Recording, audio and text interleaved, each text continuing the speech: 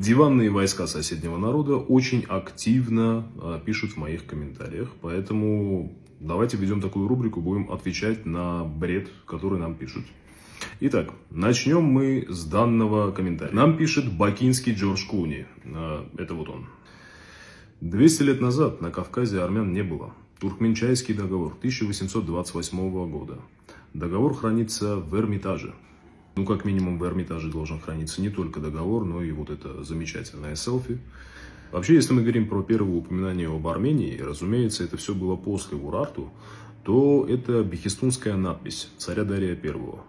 Это 520 год до нашей эры. Собственно, для чего я это говорю? Для того, чтобы у нашего горе-комментатора было хотя бы хоть какое-то малейшее представление по поводу какого народа он сейчас беседует.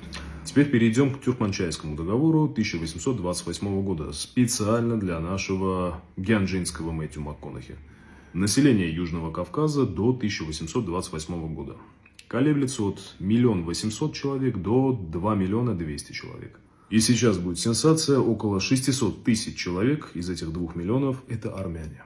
Ну, это понятное дело, так как по-другому быть не могло. Армяне считаются автохтонным народом Южного Кавказа. Ровно таким же автохтонным народом считаются и грузины, лезгины, удины, талыши. Да, кстати, скорее всего, мне надо будет расшифровать, что такое автохтоны. Автохтоны – это исторически те народы, которые не пришли на территорию, а сформировались на этой территории.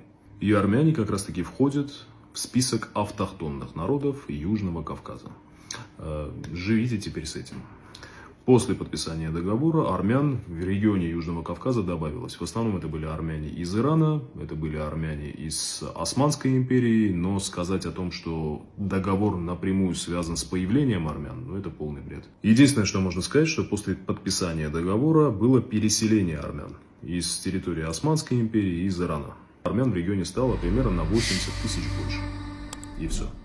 Перед тем, как в следующий раз будешь писать такую ерунду, если вдруг живешь рядом с Эрмитажем, обязательно пройдись и посмотри там на древние карты Армении.